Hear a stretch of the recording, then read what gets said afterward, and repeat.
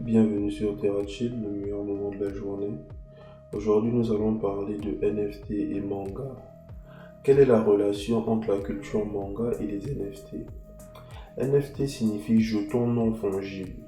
L'adjectif fongible est un terme économique qui fait référence à un bien ou un actif pouvant être échangé contre un autre bien ou un autre actif de même valeur. You son of a bitch! Un élément non fongible ne peut pas être échangé contre quelque chose de valeur égale. Obtenant un NFT, un acheteur devient le propriétaire exclusif d'un bien numérique, une peinture, une vidéo, une photographie, un mème ou même un élément de jeu vidéo, etc. Your soul is mine. Les NFT sont avant tout une méthode, celle de l'authenticité garantie par un certificat sécurisé par une blockchain. La blockchain est elle-même comme un grand cahier informatique partagé, infalsifiable et indestructible. Un NFT garantit la propriété exclusive d'un actif numérique. Maintenant, nous allons développer en ce qui concerne les mangas. Qu'est-ce qu'un manga?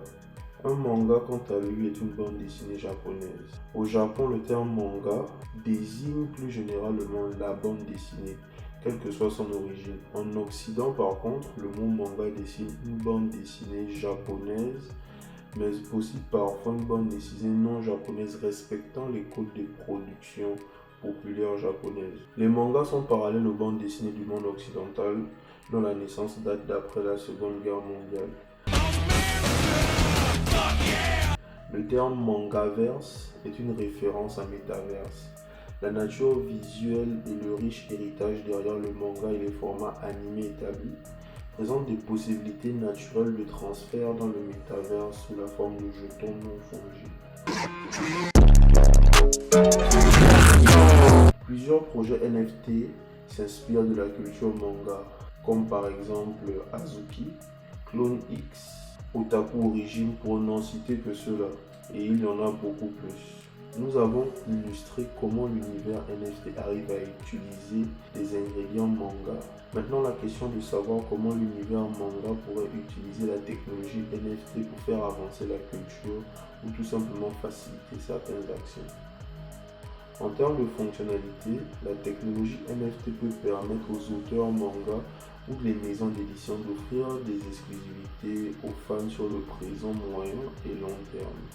Des exclusivités par exemple visuelles en termes d'animation, des épisodes ou des arts pour les artistes, ou des passes spéciaux pour certains événements.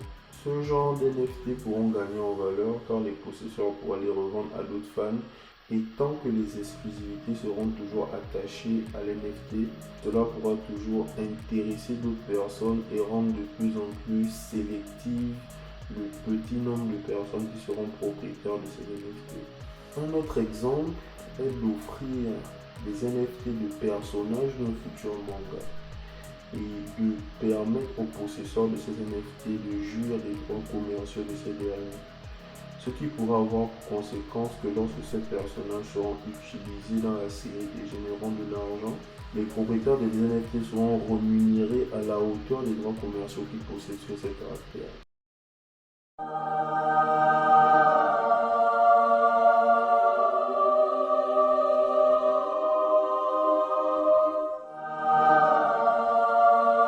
Parmi tant d'autres, on pourrait aussi dire que pour les mangaka débutants ou confirmés, la culture NFT pourrait les aider à construire une communauté autour de leurs futurs projets sans absolument avoir besoin de se soumettre à la promotion via des magazines comme le Shonen Jump,